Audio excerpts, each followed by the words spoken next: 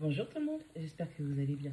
Notre premier tirage va se faire avec le tarot, le vice-versa. Allez, c'est parti. Quelles sont les énergies du mouvement?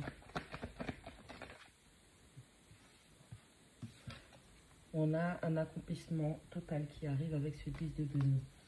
Allez, on parle d'abondance, on parle de votre richesse, on parle du fait que vous ayez été fidèle et loyal envers vos visions, vos objectifs. On a un 7 de denier qui vous dit qu'il y a encore quelques obstacles, qu'il faut faire preuve de patience, mais votre abondance, elle arrive. On a un 6 de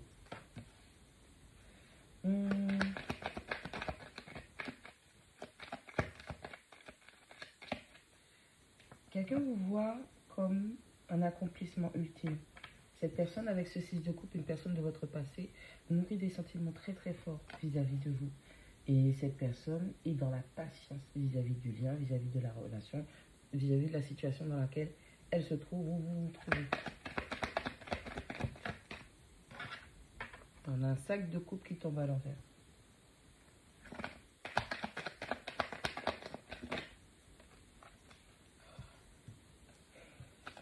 On a la roue de fortune. On a le pape. Bon. Vous avez dû faire preuve d'une grande patience dans une situation pour pouvoir recevoir vos bénédictions, que ce soit sentimental, que ce soit au niveau du matériel dans votre vie de tous les jours. Vous avez fait preuve d'une très très grande patience. C'est comme si vous aviez appris à travers cette situation, la patience. On a quelqu'un qui en finit avec les regrets. On a quelqu'un qui veut saisir sa chance d'officialiser les choses avec vous. On a, ça peut être vous aussi, vous étiez dans les regrets auparavant, quelque chose s'est mal passé. Peut-être que vous avez été laissé de côté avec ce 5 de coupe qui tombe à l'envers. On a une forme de regret qui s'achève. Avec la roue de fortune, on veut saisir la chance, on veut prendre le risque. C'est comme si la personne, vous voulez jouer à la roulette russe et vous tentez le tout pour le tout. Vous êtes face à ce que vous ressentez. On a une personne qui est profondément émotionnelle, on a une personne qui est profondément cartésienne, qui écoute son ego, qui est dans la peur. D'accord? On a un chat et on a un reptile. C'est aussi simple que ça. On a quelqu'un qui est prêt à affronter ses craintes.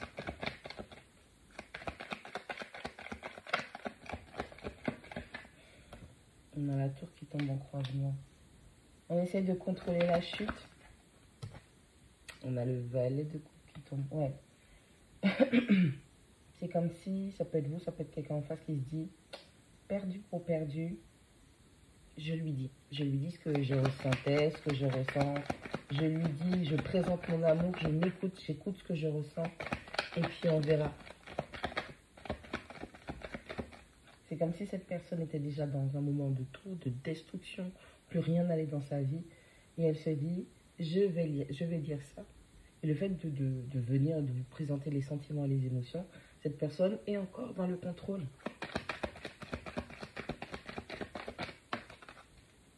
Ouais, on a la justice qui tombe à l'envers. Il y a des vérités qui sont cachées. Ce n'est pas se faire justice, ce n'est pas faire justice.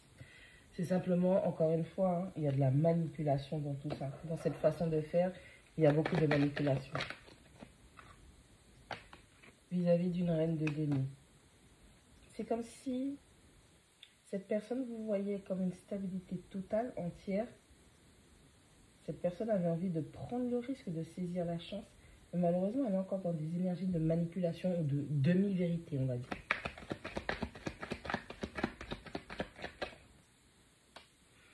On vous demande d'écouter votre intuition. On vous demande de vous faire confiance pour pouvoir faire preuve d'un grand discernement de cette situation. Et on vous dit que tout ce qui remonte à la surface sont vos indicateurs. Ces sentiments et émotions qui sont en train de surgir sont vos indicateurs dans cette situation.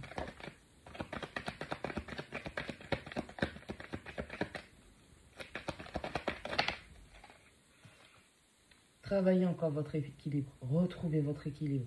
Maintenant, vous devez regarder devant vous.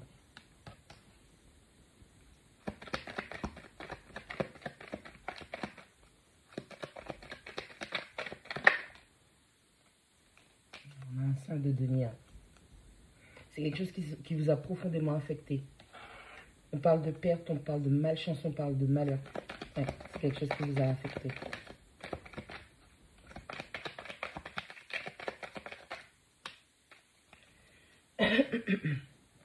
On a un cavalier de bâton et on a l'impératrice. En fait, le problème qu'il y a, oui, vous le savez, cette personne a des énergies de joueur. Ça peut être un homme, ça peut être une femme. Cette personne a des énergies de joueur. Vous êtes dans votre accomplissement, vous êtes divinement guidé, vous êtes divinement protégé, vous êtes dans votre pouvoir de co-création, vous êtes dans votre pouvoir, vous êtes établi en vous, vous êtes ancré, vous arrivez à faire tout ce que vous voulez, à manifester tout ce que vous voulez. Et cette personne vient avec trop de passion, trop de fougue. En général, le cavalier de bâton, il y va à la pulsion, il y va au désir, ok? Et c'est pour ça que vous êtes bouleversé.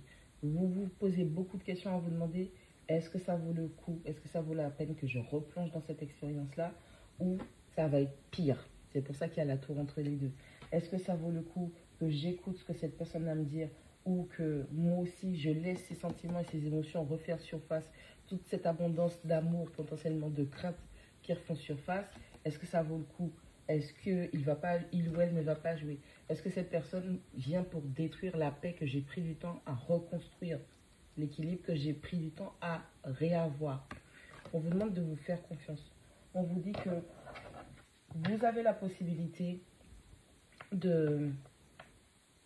d'utiliser votre intelligence émotionnelle, votre discernement, votre compréhension, votre analyse. Vous avez toutes ces capacités et c'est ce qui va vous permettre de prendre la bonne décision.